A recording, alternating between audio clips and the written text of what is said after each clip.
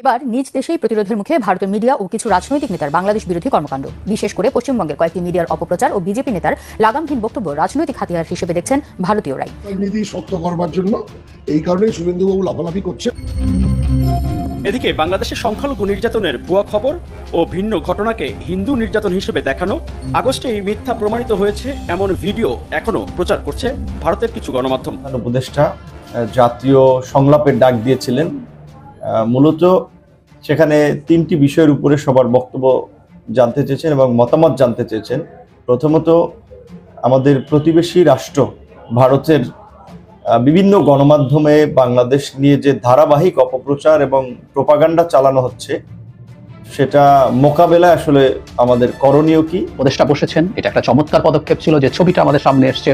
এরকম একটা ছবি আমরা দেখতে চাই ভবিষ্যতের বাংলাদেশেও, যখনই আমাদের সংকট হবে, বিশেষ করে বহির কোনো শত্রু, ভারত আমরা শত্রু না বলি, কিন্তু অন্তত এই মুহূর্তে তারা শত্রুর মতো আচরণ করছে, বহিঃশত্রুর কোনো আক্রমণের মুখে আমরা যেন এভাবে এক হয়ে যেতে পারি। তার পরের দিন ধর্মগুরুদের সাথে বসেছেন, বিভিন্ন ধর্মের মানুষদের সাথে, সেটা একটা সম্প্রীতি চমৎকার চিহ্ন ছিল। কিন্তু ছাত্রদের সাথে বৈঠকটা নিয়ে একটা মেজর সমস্যা হচ্ছে। আমি একটা খবরের দিকে আপনাদের দৃষ্টি আকর্ষণ। আসসালামু আলাইকুম রহমতুল্লাহ, সবাই কেমন আছেন? আশা করি সবাই অনেক অনেক ভালো এবং সুস্থ আছেন। সবাইকে স্বাগতম জানাচ্ছি আমাদের আর একটু ভিডিওতে। প্রতিদিনের মতো আমি আপনার জিরাত ফারুকী। আপনারা জানেন ইতিমধ্যে দেশের যে পরিস্থিতি চলেছে তারই ধারাবাহিকতায় আজকের খুবই গুরুত্বপূর্ণ বেশ কিছু ভিডিও ক্লিপস নিয়ে আপনার মধ্যে চলে আসলাম। আপনারা ইতিমধ্যে ভিডিওর শুরুতে কিছু অংশ বিষয় দেখেছেন, যে বিষয়গুলো দেখে বুঝতে পেরেছেন কি বিষয়টা নিয়ে কথা বলবো। আপনারা জানেন ইতিমধ্যে ভারতীয় মিডিয়ার যে একটা গুজব বা ভারতীয় মিডিয়ার যে মিথ্যা তথ্য প্রচারে ইতিমধ্যে ভারত সহ বাংলাদেশ, রীতিমতো বাংলাদেশের মানুষ তারা এক প্রকার ধরতে গেলে নাজেহাল পরিস্থিতির মধ্যে পড়ে গেছে। কিভাবে ভারতীয় মিডিয়া রুখবে বা কিভাবে ভারতীয় মিডিয়াকে রোকা যায় সেটা নিয়ে ইতিমধ্যে বাংলাদেশ সরকার কাজ করতেছে এবং বাংলাদেশের মানুষ ইতিমধ্যে বর্তমানে সরকারের প্রধান উপদেষ্টা ডক্টর মোহাম্মদ ইউনূস ঐক্যের ডাক দিয়েছেন। ঐক্যের মাধ্যমে বিভিন্ন ধর্মাবলম্বী থেকে শুরু করে বিভিন্ন রাজনৈতিক নেতাদের সাথে তিনি কিন্তু বৈঠক করছেন। এমন যখন পরিস্থিতি হঠাৎ করে ছাত্রদের মধ্যে অনৈক্য দেখা দিয়েছে, অর্থাৎ ছাত্রদের মধ্যে ফাটল দেখা দিয়েছে।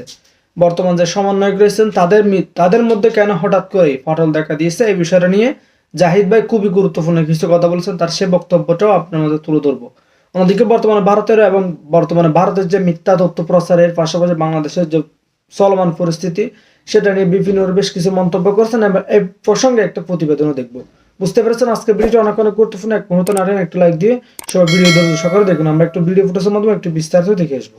এবার নিজ দেশেই প্রতিরোধের মুখে ভারতের মিডিয়া ও কিছু রাজনৈতিক নেতার বাংলাদেশ বিরোধী কর্মকাণ্ড, বিশেষ করে পশ্চিমবঙ্গের কয়েকটি মিডিয়ার অপপ্রচার ও বিজেপি নেতার লাগামহীন বক্তব্য রাজনৈতিক হাতিয়ার হিসেবে দেখছেন ভারতীয়রাই। মিরাজ হোসেন গাজীর রিপোর্ট। চট্টগ্রাম আদালতের পাশে রঙ্গম কনভেনশন হলের গলিতে আইনজীবী সাইফুল ইসলাম আলিফকে কুপিয়ে ও পিটিয়ে হত্যার এই দৃশ্য ২৬ নভেম্বরের। রাষ্ট্রদ্রোহের মামলায় ইসকনের বহিষ্কৃত নেতা চিন্ময় কৃষ্ণ দাসের আদালতে হাজিরাকে কেন্দ্র করে পুলিশের সঙ্গে তার অনুসারীদের সংঘর্ষের জেরে হামলার শিকার হন আইনজীবী আলিফ। সিসি ক্যামেরার ফুটেজ ও স্থানীয়দের ধারণ করা ভিডিও বিশ্লেষণে দুজনের পরিচয় আগেই শনাক্ত করা হয়। পুলিশের তথ্য অনুযায়ী কমলা টি শার্ট ও সিলভার হেলমেট পরে ধারালো অস্ত্র দিয়ে এলোপাথারি কোপানো যুবকের নাম চন্দন, আর নীল রঙের টি শার্ট ও লাল হেলমেট পরে হত্যাকাণ্ডে অংশ নেয়া যুবক রিপন দাস। ওই দুজন সহ এই হত্যা মামলা আসামি ৩১ জন। বৃহস্পতিবার গ্রেপ্তার করা হয় হত্যাকাণ্ডে অংশ নেয়া এই দুজনকে।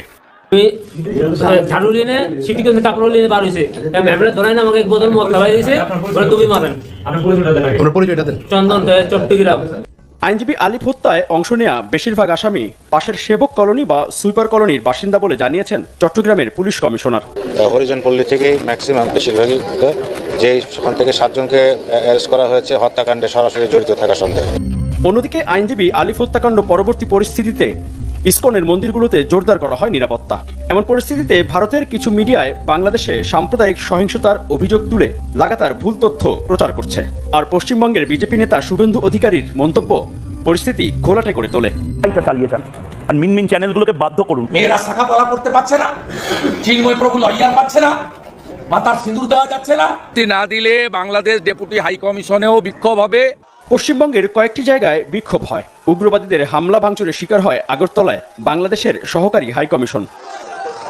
এই অবস্থায় নিজ দেশেই প্রতিবাদের মুখে পড়ছেন শুভেন্দু অধিকারী। প্রতিবাদ করেন তৃণমূল কংগ্রেসের মুখপাত্র কুণাল ঘোষ। মানুষের আবেগকে নিয়ে, উদ্বেগকে নিয়ে দলীয় রাজনীতিতে কনভার্ট করার খেলা খেলছে, এটা হতে পারে না, এটা নিন্দনীয়। এটা তো গুন্ডাগর্দি করে রাস্তায় লোক জমা করে করতে দেবো না, এটা তো কোনো কাজের কথা হতে পারে না। বাংলাদেশে কিছু লোকের বিরুদ্ধে খারাপ কাজ করার অভিযোগ আছে, তার মানে গোটা বাংলাদেশটা খারাপ, এটা কি করে হবে? ডাক্তার বাবু অনেকেই সোশ্যাল মিডিয়ায় বলছেন আগে দেশ পরে রোজগার, এই বাংলাদেশের রোগী দেখবো না। আমি এই ডাক্তার বাবুদের হ্যাটস অফ করি। বাংলাদেশিদের চিকিৎসা বন্ধের ঘোষণা দিয়ে কলকাতার ডাক্তারদের তোপের মুখে পড়েছেন শুভেন্দু অধিকারী। অনেক হসপিটাল কিন্তু খালি যাচ্ছে due to lack of Bangladesh patient. কয়েকটা হসপিটালের নাম আমি বলবো না, তাদের দিয়েছে যে 30% রোগী কমে গেছে due to non entrance of the Bangladesh. ভারতে চিকিৎসার জন্য আগত ব্যক্তিদের জন্য বিশেষ সুযোগ সুবিধা ঘোষণা করছে। তাদের বিলের মূল অংশে 10% ছাড় দেওয়া হবে। এসব নিয়ে ভারতের সাধারণ নাগরিকদের মধ্যেও সংশয় দেখা দিয়েছে, তারাও ক্ষোভ প্রকাশ করছেন মিডিয়ার সামনে। শুভেন্দু অধিকারী এখানে নাটকবাজি না করে উনার যে সরকার, কেন্দ্রীয় সরকার, সেখানে বিষয়টা উত্থাপন করতে পারেন। শুভেন্দু বাবু পশ্চিমবাংলার হাওয়া গরম করতে নেমেছেন হিন্দু ধর্মের উস্কানি দিয়ে ভোট রাজনীতি শক্ত করবার জন্য। এই কারণে শুভেন্দু বাবু লাফালাফি করছেন। এদিকে বাংলাদেশের সংখ্যালঘু নির্যাতনের ভুয়া খবর ও ভিন্ন ঘটনাকে হিন্দু নির্যাতন হিসেবে দেখানো, আগস্টে এই মিথ্যা প্রমাণিত হয়েছে এমন ভিডিও এখনো প্রচার করছে ভারতের কিছু গণমাধ্যম। আর সেসব ফেসবুকে পোস্ট ও শেয়ার করছেন বাংলাদেশের অনেকে। সেই ফেসবুক পেজ ও গ্রুপ পর্যবেক্ষণে দেখা যায় অপপ্রচার চালানো বেশিরভাগই বাংলাদেশের ক্ষমতাচ্যুত দল আওয়ামী লীগের সমর্থক। অনেকেই আওয়ামী লীগের বিভিন্ন সহযোগী ও ভাতৃপ্রতিম সংগঠনের পদধারী নেতাও। মিরাজ হোসেন গাজী, বাংলা ভিশন। 18 কোটি মানুষের 36 কোটি হাত একসাথে উপরে উঠবে এবং এই 36 কোটি হাত প্রধান উপদেষ্টার পাশে আছে। আপনারা জানেন যে গতকালকে অন্তর্বর্তীকালীন সরকারের প্রধান উপদেষ্টা জাতীয় সংলাপের ডাক দিয়েছিলেন।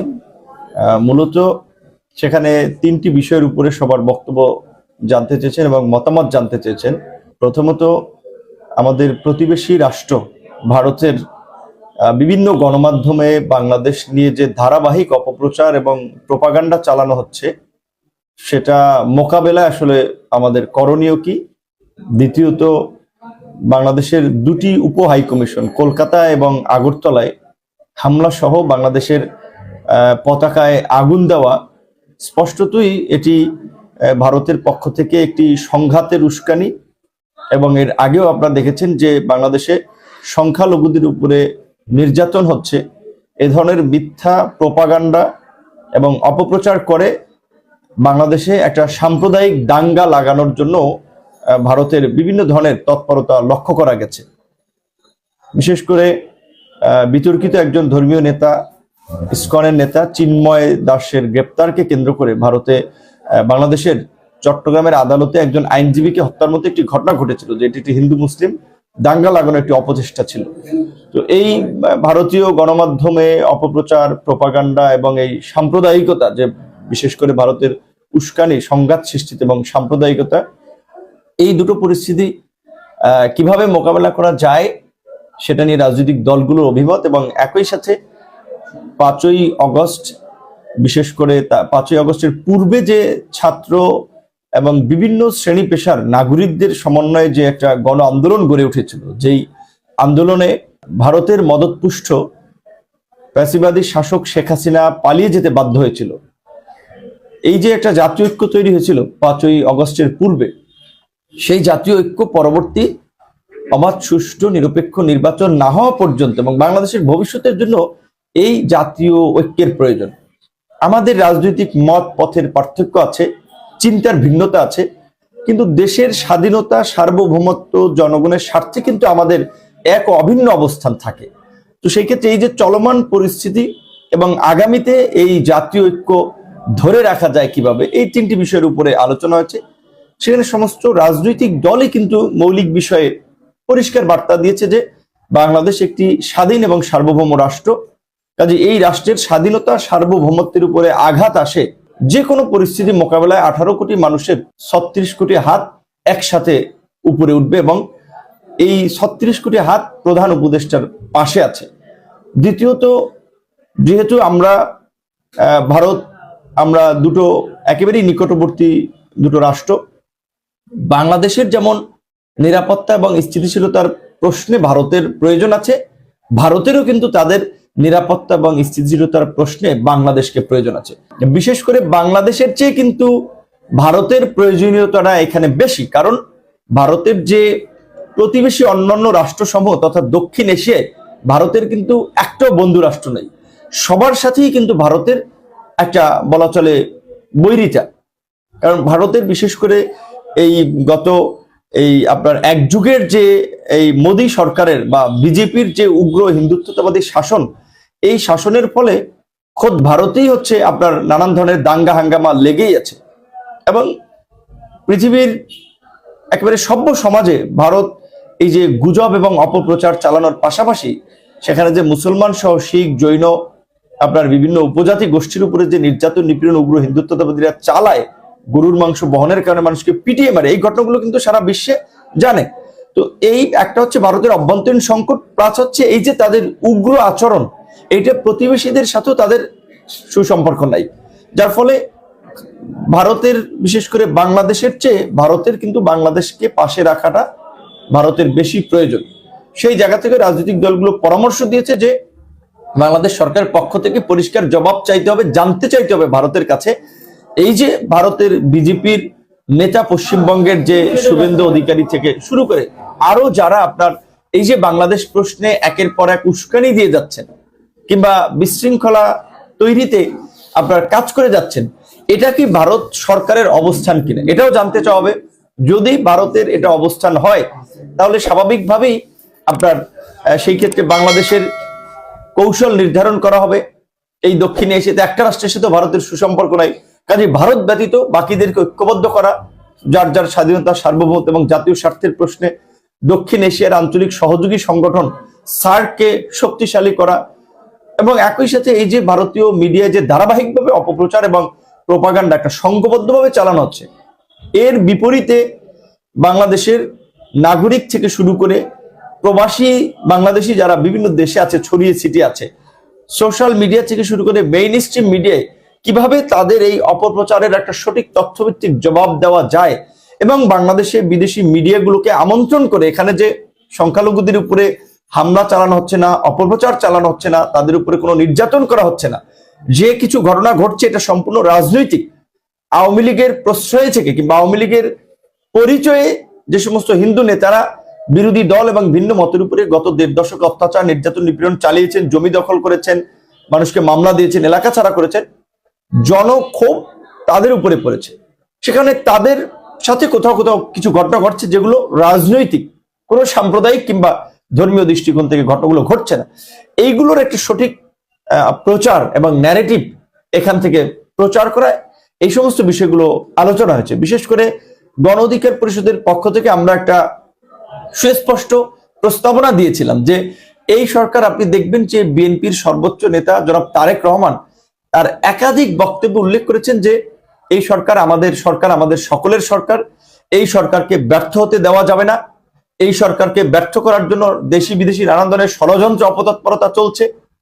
জামাতের আমির থেকে শুরু করে ইসলামী আন্দোলন, বাম ডান সবাই এটা বলছে যে এই সরকারকে সফল হতে হবে, এই সরকার যদি ব্যর্থ হয় দেশের নতুন সংকট তৈরি হবে, যেটা আমাদের জন্য সুখকর হবে না। তাহলে সবাই যদি বলে, ছাত্র নাগরিক জনতা এটা আমাদের সরকার, এই সরকারকে আমরা সফল করতে চাই, তাহলে এই সরকারের বিরুদ্ধে কেন আন্দোলন হবে? এই সরকারের কর্মকাণ্ড নিয়ে কেন সমালোচনা হবে? সমালোচনার জায়গা তৈরি হচ্ছে, আলোচনার জায়গা তৈরি হচ্ছে।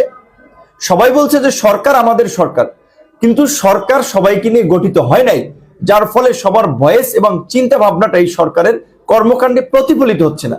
যেই কারণে গণ অধিকার পরিষদের পক্ষ থেকে আমরা প্রস্তাবনা দিয়েছিলাম, এই যে সাময়িক 2-3টি সমস্যা বা সংকট সামনে এসে দাঁড়িয়েছে, এরকমের সংকট সামনে আরো তৈরি হবে, সেটা মোকাবেলায় জাতীয় ঐক্যের পাশাপাশি জাতীয় ঐক্যের একটা সরকার দরকার, এবং আগামী 2 বছরের জন্য এই সরকার হতে পারে। এবং এই যে আপনার আওয়ামী লীগ যে আপনার আনসার ভেসে, ইসকন ভেসে, সনাতনী ভেসে এই যে দেশে একটা অস্থিতিশীল এবং অস্থিরতা তৈরি করার চেষ্টা চালাচ্ছে, শ্রমিক ভেসে, তাহলে সকল ধরনের আন্দোলন সংগ্রাম অন্তত আগামী 6 মাস বন্ধ থাকবে। যদি রাজনৈতিক দলের প্রতিনিধিত্ব সরকারে থাকে, যদি একটা জাতীয় সরকার হয়, তাহলে তো আপনার কথা বলার জায়গা সরকারেই আছে, আপনার প্রতিনিধিরা আছে, তাহলে কিসের আন্দোলন? সেই কারণে আমরা বলছিলাম যে দেশের স্থিতিশীল পরিস্থিতি ফিরিয়ে আনতে এবং আগামীর সংকট মোকাবেলায় জন আকাঙ্ক্ষার বাংলাদেশ বিনির্মাণ করার জন্য, রাষ্ট্র সংস্কারের জন্য 2 বছরের জন্য জাতীয় সরকার করা, সকল এই রাজনৈতিক দল যারা ফ্যাসিবাদ বিরোধী আন্দোলন সংগ্রামে সক্রিয় ছিল তাদের সমন্বয় সরকার হবে এবং আগামী 6 মাসে সকল ধরনের আন্দোলন সংগ্রাম বন্ধ ঘোষণা করা রাজনৈতিক ঐক্যমতের ভিত্তিতে। ভারতের সাথে সাম্প্রতিক কূটনৈতিক টানাপোড়েনের প্রেক্ষাপটে সরকার রাইটলি জাতীয় ঐক্যমত বা ঐক্য দেখানোর চেষ্টা করছে, সেটা ঠিক আছে, কিন্তু আমি বরং দেখবো যে সরকারের কারণে একটা খুব গুরুত্বপূর্ণ জায়গায় বিভেদের চিত্র আমরা দেখতে পাচ্ছি, সেটা হচ্ছে ছাত্রদের মধ্যে। এবং সরকারের দিক থেকে এই ভুলটা খুব বড় হয়েছে এবং সরকারের ভবিষ্যতে উচিত হবে এটা নিয়ে কাজ করা। আসবো সেই জায়গায়, তার আগে আমরা ঐক্য নিয়ে যা যা হচ্ছে, সরকার ছাত্র সংগঠনগুলোর সাথে বসার চেষ্টা করেছে এবং এইগুলো কারা সেটাই সংকট তৈরি করেছে। আর এছাড়াও রাজনৈতিক দল, সব রাজনৈতিক দল গিয়েছিল, অবশ্যই শেখ হাসিনা, তার দল এবং তার সাথে যারা অ্যালাই ছিল বাংলাদেশকে ধ্বংস করার পথে, 14 দলীয় জোট জাতীয় পার্টি বাদ দিয়ে বাকি সব দলকে একত্রে প্রধান উপদেষ্টা বসেছেন। এটা একটা চমৎকার পদক্ষেপ ছিল যে ছবিটা আমাদের সামনে এসছে, এরকম একটা ছবি আমরা দেখতে চাই ভবিষ্যতের বাংলাদেশেও। যখনই আমাদের সংকট হবে, বিশেষ করে বহির কোনো শত্রু, ভারত আমরা শত্রু না বলি কিন্তু অন্তত এই মুহূর্তে তারা শত্রুর মতো আচরণ করছে, বহিঃশত্রুর কোনো আক্রমণের মুখে আমরা যেন এইভাবে এক হয়ে যেতে পারি। তার পরের দিন ধর্মগুরুদের সাথে বসেছেন, বিভিন্ন ধর্মের মানুষদের সাথে, সেটা একটা সম্প্রীতি চমৎকার চিহ্ন ছিল। কিন্তু ছাত্রদের সাথে বৈঠকটা নিয়ে একটা মেজর সমস্যা হচ্ছে। আমি একটা খবরের দিকে আপনাদের দৃষ্টি আকর্ষণ করি। গতকাল ছাত্রদল একটা সর্বদলীয় বৈঠক ডেকেছে, সেখানে দুটো গ্রুপকে, বৈষম্য বিরোধী ছাত্র আন্দোলন এবং ছাত্র শিবিরকে ডাকা হয়নি। এটা নিয়ে অনেক আলোচনা চলছে, কিন্তু বৈষম্য বিরোধী ছাত্র আন্দোলনকে কেন নাম, সেটার একটা প্রশ্ন আছে। যাই হোক, এই বৈঠকের পরে নানা ইস্যুতে তারা কথা বলেছেন। এখানে ছাত্রদল, ছাত্র ফেডারেশন, 8 বাম সংগঠনের মোর্চা, গণতান্ত্রিক ছাত্র জোট সহ 28টা ছাত্র সংগঠন, এর মধ্যে অনেক ইসলামী দলের সংগঠন ছিল। ডান বাম মধ্য সবাই একত্রে একটা ভালো মিটিং হয়েছে, কিন্তু এখানে ডাকা হয়নি বৈষম্য বিরোধী ছাত্র আন্দোলনকেও। কেন? মঙ্গলবার, কারণটা এখানে লেখা আছে, বৈষম্য বিরোধী ছাত্র আন্দোলন এবং জাতীয় নাগরিক কমিটির 20 জনের একটি দল প্রধান উপদেষ্টার সঙ্গে বৈঠক করে। এর পরদিন অর্থাৎ বুধবার বৈষম্য বিরোধী ছাত্র আন্দোলন ছাত্র সংগঠনগুলোকে বৈঠকে ডাকে। শিবির সহ অন্যান্য ছাত্র সংগঠনের সঙ্গে সেই বৈঠকে আগামী ফেব্রুয়ারির প্রথম সপ্তাহে নির্বাচনের ব্যাপারে সিদ্ধান্ত হয়। প্রধান উপদেষ্টার সঙ্গে মত বিনিময়ে না ডাকায় সেই বৈঠকে ছাত্রদল, ফেডারেশন, ছাত্র অধিকার পরিষদ, গণতান্ত্রিক ছাত্র জোট যায়নি। ছাত্র সংগঠনগুলোর অভিযোগ, বৈষম্য বিরোধীরা তাদের পর্যাপ্ত সুযোগ দিচ্ছে না, প্রয়োজন হলেই কেবল ডাকে, প্রয়োজন শেষে আর খোঁজ নেয় না। একটা জিনিস আমরা খেয়াল করি, প্রধান উপদেষ্টা যখন ছাত্র সংগঠনগুলোর সাথে বসছেন তখন শুধু নাগরিক কমিটি আর বৈষম্য বিরোধী ছাত্র আন্দোলন গেছে। প্রশ্ন হচ্ছে কেন? অত্যন্ত বড় ভুল করেছে। আমরা যদি এই প্রশ্ন করি, বৈষম্য বিরোধী ছাত্র আন্দোলন কি চেয়েছিল যে আর কেউ না যাক, শুধু তারাই যাবেন, প্রধান উপদেষ্টার সাথে বৈঠকের অধিকার শুধু তাদের আছেন? যদি তারা সেটা চেয়েও থাকে, সরকার সেটা মানলো কেন? প্রধান উপদেষ্টা সেটা গ্রহণ করলেন কেন? তাদের এই প্রস্তাব, তাদের এই চাওয়া, এর মাধ্যমে কি একটা বার্তা দেয়া হলো না যে অন্য ছাত্র সংগঠনগুলোকে সরকার রেকগনাইজ করছে না? অথচ এখানে কিন্তু সর্বদলীয় ছাত্র একটা ঐক্যমত্যের কথা ছিল। সব দল মিলে যে ছবি প্রধান উপদেষ্টা তুলেছেন, সব ছাত্র সংগঠনের নেতাদের সাথে একই রকম একটা ছবি কি আর অনেক গুরুত্বপূর্ণ হতে পারতো না? পারতো। সুতরাং ভুলটা ওখান থেকে শুরু হয়েছে। এবং এরপর যখন অন্য সব সংগঠনের, শুধু ছাত্রদল না, কেউ বলতে পারেন ছাত্রদল যাচ্ছে না, এর মধ্যে বাম ছাত্র সংগঠনগুলো, ছাত্র ফেডারেশন এবং যে 8টা বাম দল যারা আছেন, তাদের যে জোট আছে, তাদের জোটের যে সংগঠন সিপিবি সহ, বাসদ সহ, এরা এই জোটে আছে, তারাও কিন্তু যাননি। কারণ হলো তাদেরকেও ডাকা হয়নি। সুতরাং তারাও এখানে গেছেন এবং বৈষম্য বিরোধী যে ছাত্র আন্দোলন, সেখানে তাদের ডাকে আবার তারা জানে। তার মানে সরকার এটাকে এভাবে প্রেজেন্ট করতে সম্ভবত চাইছে যে তারা রেকগনাইজ করে বৈষম্য বিরোধী ছাত্র আন্দোলনকে, এবং তারপর তাদেরকে দায়িত্ব দেওয়া হয়েছে বাকি সবাইকে নিয়ে বসা। অন্তত এভাবে এই জিনিসটার মানে দাঁড়ায়। তো প্রিয় দর্শক, এই বিষয়টা আপনার মতামত দ্রুত কমেন্টে জানিয়ে ফেলেন। আর আমাদের চ্যানেলে নতুন চ্যানেল সাবস্ক্রাইব করে সাথে থাকবেন। এতক্ষণ সাথে থাকার জন্য সবাইকে অসংখ্য ধন্যবাদ। ভালো এবং সুস্থ থাকবেন। আল্লাহ হাফেজ।